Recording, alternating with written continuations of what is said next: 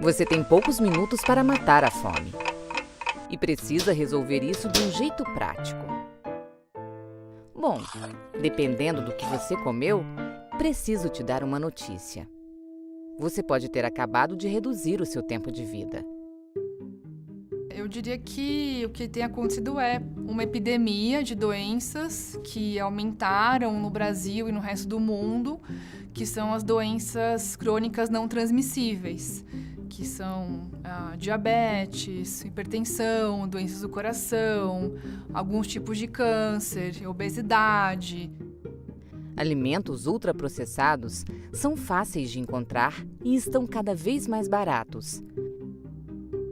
Essa escalada, das doenças crônicas no país está diretamente relacionado com o consumo de alimentos ultraprocessados.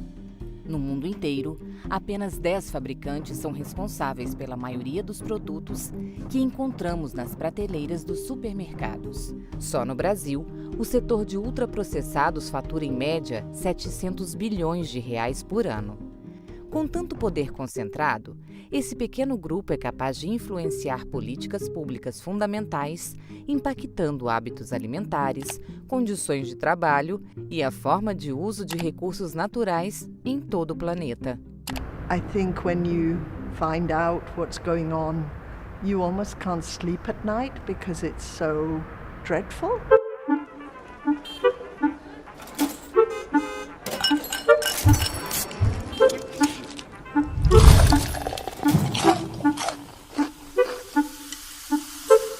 A gente chama de Big Food e Big Soda, São as grandes corporações que produzem alimentos ultraprocessados ou refrigerantes, que estão em vários países, em todos os continentes, adotam estratégias de impedir o avanço de políticas públicas que impactam nos seus negócios globalmente. Companies based in the West are actually building economies in the North that were selling really dreadful things and in very, very unethical marketing practices.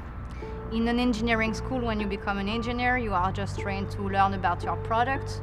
So you know how the product is made, you know exactly the ingredients, you know the chain of production, you know how to market your product, but you never talked about humans. So who at the end is consuming your product? So no one cares, there is no ethics. De acordo com o Guia Alimentar para a População Brasileira, os alimentos estão divididos em 4 categorias: in natura ou minimamente processados, ingredientes culinários, processados e os ultraprocessados. Se o alimento passou por muitos processos industriais, com excesso de gordura, produtos sintetizados em laboratório, açúcar e sal, ele é um ultraprocessado. Hoje já se sabe que consumir ultraprocessado, como a gente vem consumindo no mundo inteiro, a mudança nas dietas, nos sistemas alimentares, ele é tão nocivo quanto o tabaco. Hoje em dia eu acho que é uma unanimidade, todo mundo sabe que cigarro faz mal. Na área da alimentação, a gente ainda está num estágio que a gente esteve no tabaco algumas décadas atrás de não entender aquilo ainda como um problema. The one filter cigarette that delivers flavor 20 times a pack. Winston's got that filter blend. Ah, mas é a minha liberdade de escolha individual, eu faço o que eu quero. A tua liberdade de escolha individual, ela acontece dentro de um contexto, a gente é muito menos livre do que a gente acha com relação ao nosso padrão de consumo numa sociedade capitalista. Uma das estratégias que eu acho mais cruéis da indústria é quando ela entra dentro do ambiente escolar. Então, se uma empresa de laticínios vai e vende o seu iogurte, vende o seu produto ali, mas por meio de uma mensagem que está no material escolar, no material didático, na fala de um professor, isso as crianças absorvem, entendem, decifram como se fosse uma aula de matemática, uma aula de português ou qualquer outro conteúdo que está na grade curricular dela. Pepsi is doing a big program in Latin America, and they teach to kids how to dance and how to do physical activity, and then they can say move as much as you want and drink as much as you want. So it's a very incoherent message. Você entra no ambiente, se camufla naquele ambiente, passa uma mensagem, mas é uma mensagem que atende aos seus interesses. Nestlé has something in every country of the world, Healthy Kids program. I think it's outrageous. And as an ex-teacher, I really do not want Nestlé anywhere near children in schools educating them. Sorry, this is wrong. You know, we've spent a lot of time on conflicts of interest. We helped bring in the first conflict of interest resolution at the World Health Assembly in 1996. And ever since then, there's been 8 resolutions since. And I think it's had a huge impact because people are, you know, they start to think, but they're very confused about what a conflict of interest is. But the really difficult ones are what happens when the interests of a company or a sector come into conflict with public health goals. So if we take, for example, an area like marketing, then there's a very clear evidence base that marketing to children increases demands for unhealthy products. Now, that's clearly in the interests of major food companies to continue to keep a space to advertise and promote their products to children as effectively as possible. And we can reasonably expect that anything that they suggest by way of voluntary measures is going to be weak and ineffective and tokenistic. Muitas vezes existe alguma necessidade, como por exemplo, alimentar a população infantil. É estabelecida uma política com boas ideias, só que o mercado, as empresas usam essa janela para introduzir os seus alimentos. Se você tem como objetivo alimentar a população infantil, eu tenho a solução. A solução é consumir o meu produto.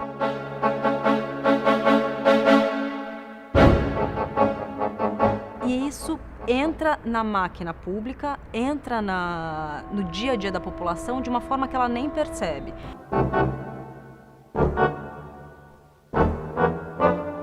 Há 25 anos a população de São Paulo recebe nas escolas leite em pó industrializado.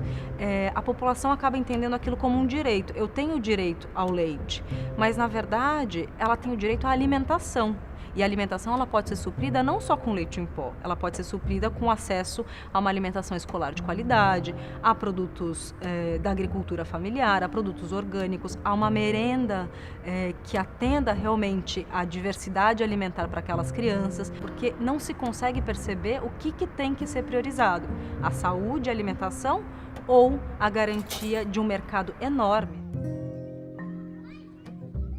Acaba que fica muito difícil das políticas públicas, por exemplo, se voltarem para efetivamente reduzir as desigualdades sociais. Você acaba tendo um processo de geração de acúmulo de riqueza e de poder entre quem já tem o poder para acessar esses espaços de decisão e de negociação política também.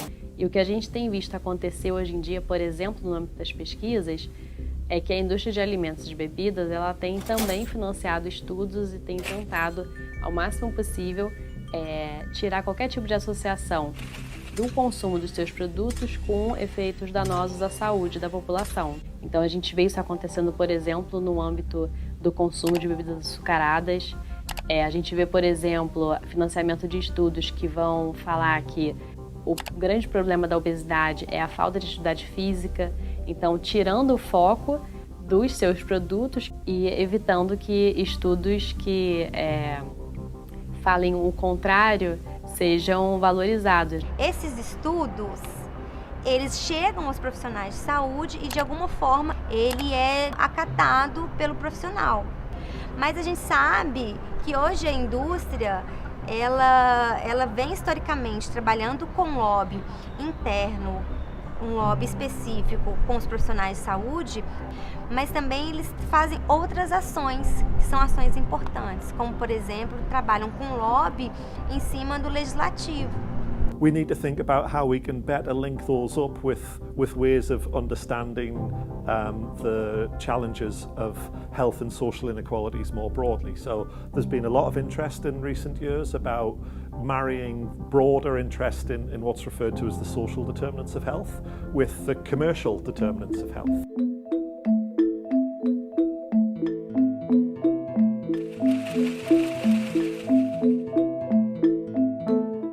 grandes fabricantes de refrigerante no Brasil são fortemente beneficiados com subsídios fiscais na produção de parte dos ingredientes que eles usam nos refrigerantes. Isso acontece na Zona Franca de Manaus. Uma fábrica que compra uma matéria-prima de uma outra fábrica no Brasil, ela pode abater o imposto de industrialização, o IPI, que a sua parceira comercial pagou na produção. Acontece que quem está na Zona Franca de Manaus não paga IPI. Legalmente tem esse subsídio. Sendo assim, empresas como Coca-Cola, Ambev, vendem um produto que elas fabricam ali na Zona Franca de Manaus, que vai ser utilizado na fabricação do refrigerante, para outras empresas do seu grupo econômico, que vão terminar de fabricar o refrigerante, engarrafá-lo, distribuí-lo para ser vendido nas prateleiras. Essa outra empresa do grupo econômico, ela acaba descontando o IPI que a fábrica de Manaus não pagou. Significa dizer, no final das contas, que ela desconta um imposto que não foi pago. Ou seja, todos os brasileiros, ainda que não bebam refrigerante, ainda que não gostem de refrigerante, pagam por cada lata de refrigerante produzida no Brasil. Isso acontece por uma forte pressão política exercida por essas grandes indústrias como Coca-Cola, Ambev e outras que são beneficiadas por esses subsídios em cima dos agentes políticos, dos deputados, dos senadores, do Poder Executivo, para que esses benefícios sejam mantidos. How can you know in your country everything that the industry is doing? So the first step is that you choose 10, 15 companies in your country, the most important companies in terms of money, how much do they have. So the large one, which will almost be the same, Nestlé, Coca-Cola, Danone, it's in almost all of the countries I've been to, it's the same companies. When do they talk about research?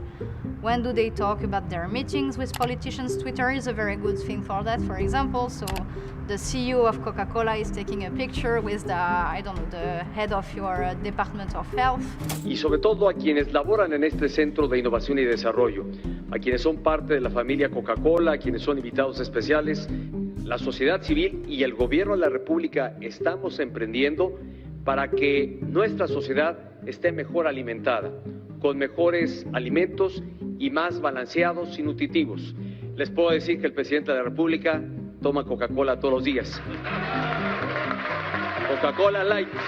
Aqui, pessoal, essa é a família Mars, aqui em Guararema, onde nós estamos inaugurando mais uma fábrica agora do Snickers, um chocolate delicioso. Vocês estão vendo a imagem do chocolate.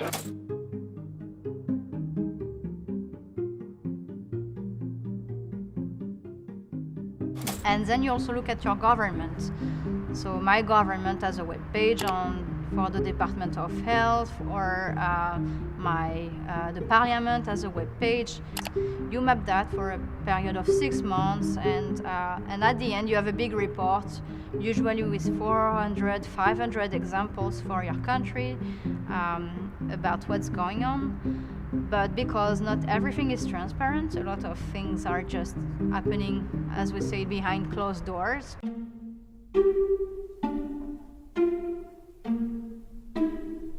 Então, aquelas indústrias que são, na verdade, os fatores de risco para as doenças crônicas se colocaram no jogo como parte da solução. Então, é um pouco de você colocar o lobo para tomar conta do galinheiro, né?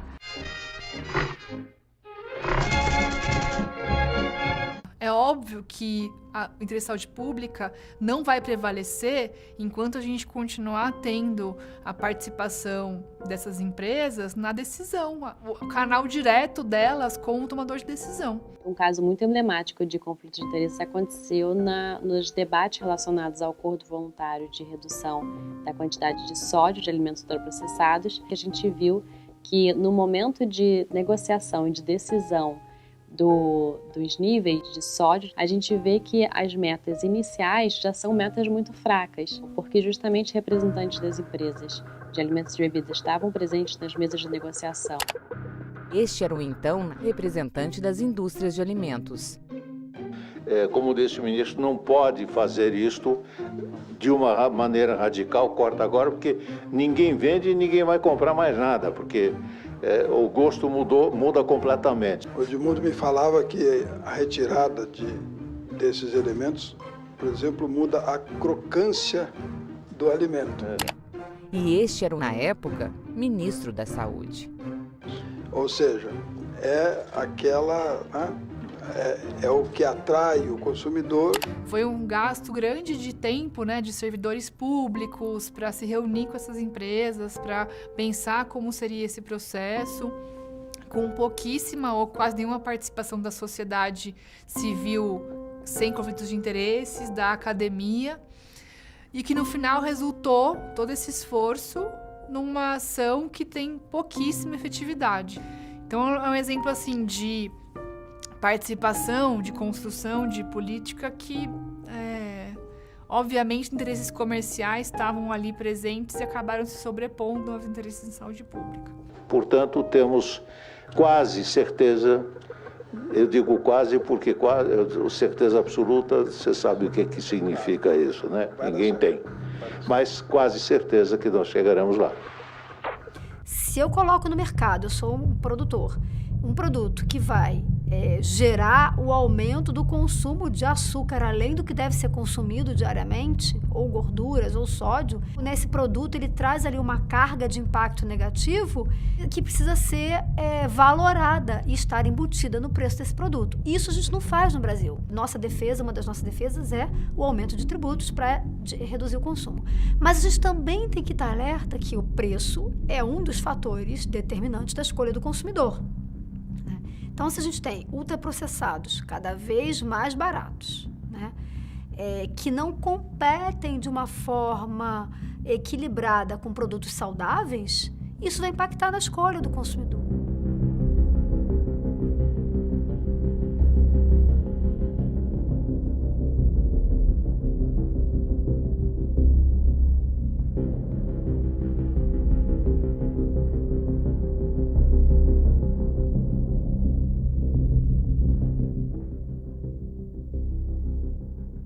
Na questão sistêmica de como a sociedade está organizada, como ela funciona, você tem atores com papéis diferentes. O papel dessas grandes empresas é gerar lucro para os seus acionistas. Você pega uma empresa de capital aberto, a principal obrigação dela é gerar lucro para o acionista.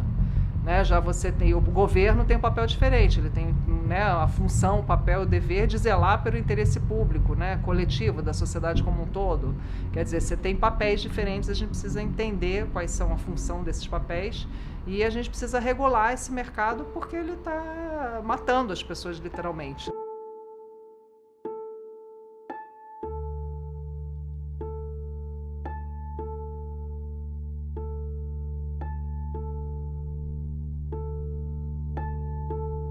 Poder econômico se traduz em poder político.